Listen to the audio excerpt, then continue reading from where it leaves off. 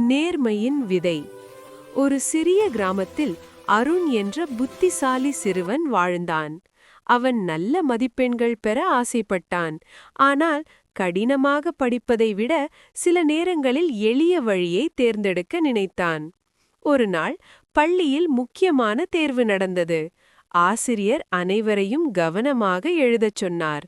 அருணன் அருகிலிருந்த நண்பன் சரியான பதில்களை எழுதிக் கொண்டிருந்தான்.